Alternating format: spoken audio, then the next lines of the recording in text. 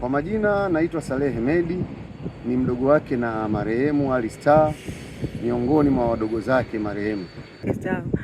Tatizo gani ambalo mpaka kufikia kufariki kwa Ali Star?